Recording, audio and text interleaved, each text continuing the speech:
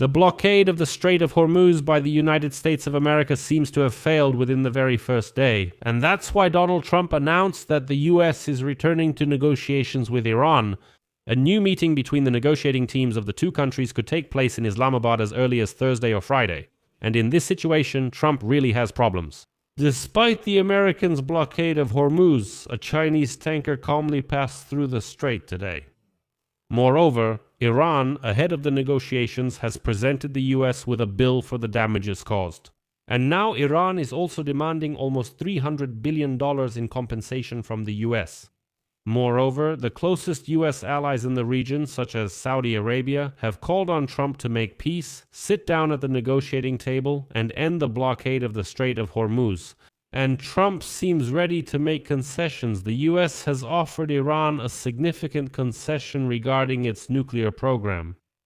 I'm Alexei Pechi. Let's discuss this together. But before we start this episode, I ask you to subscribe to the channel, like this episode, leave any comment at all under this video, and subscribe to my Telegram channel, Peachy News. The link to it is in the description of this video. So, today a Chinese tanker under sanctions managed to pass through the Hormuz Strait, despite the blockade of this strategic route imposed by the US. And despite the fact that the Pentagon reported to Donald Trump that not a single vessel passed by the American ships during the first day, this turned out to be untrue. According to Marine Traffic and the K-Peeler service, the vessel Rich Sterry became the first to successfully pass through the strait and exit the Persian Gulf after the blockade began. This tanker and its owner are under US sanctions due to cooperation with Iran. The tanker was loaded with methanol at the port of Hamria in the United Arab Emirates, which was its last port of call. Another sanctioned tanker, Murli Kishan, entered the strait on April 14, and according to Coupler, the empty vessel is scheduled to load fuel oil in Iraq on April 16. Previously, this tanker was also used to transport Russian and Iranian oil, and accordingly is also under sanctions, but it still passes through the strait.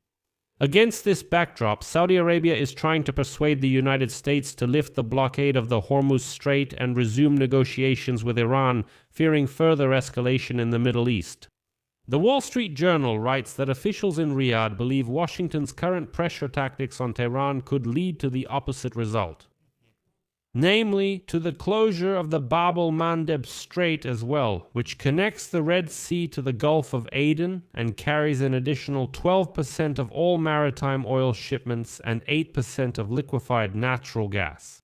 This strategic artery runs between Yemen and Eritrea and serves as the southern gateway to the Suez Canal, once again one of the key trade routes between Asia and Europe. Saudi Arabia recently managed to restore its oil exports to pre-war levels, about 7 million barrels per day.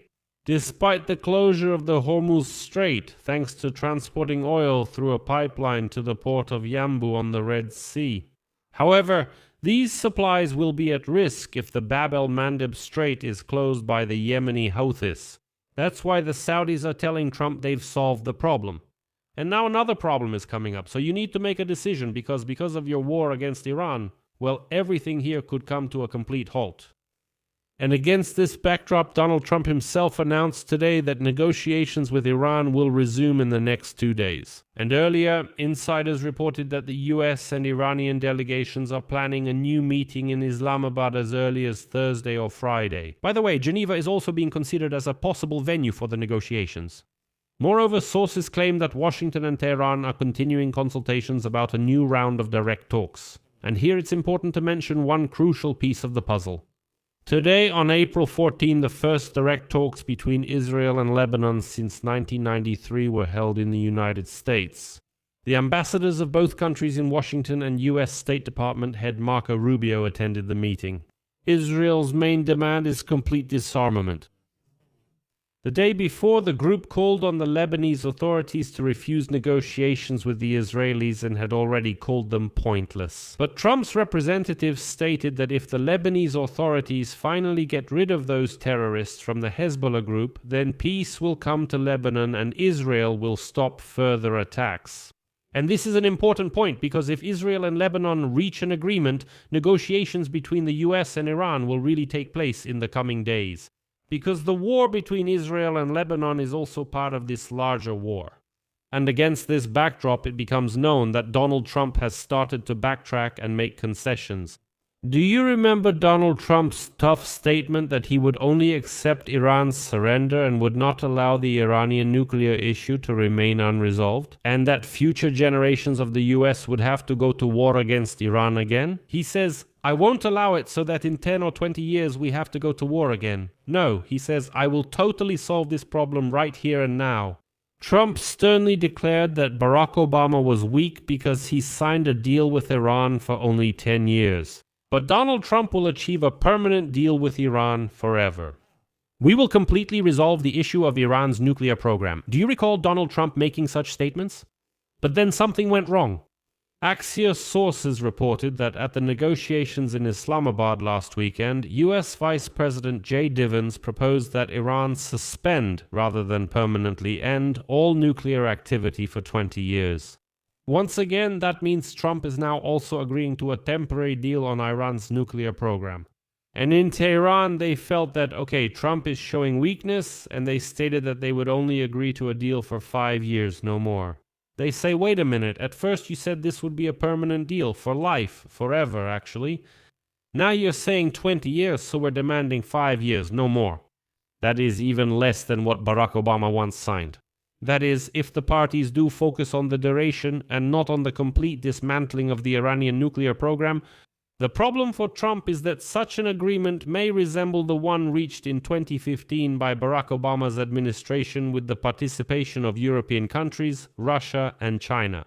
When Trump came to power, he withdrew the US from Obama's nuclear agreement 3 years later, calling Obama's deal, quote, a terrible one-sided deal that should never ever have been made. And now Trump risks making the same or even a worse deal than Barack Obama did. But that's not all. Iran recognizes the situation and is now making demands of the United States.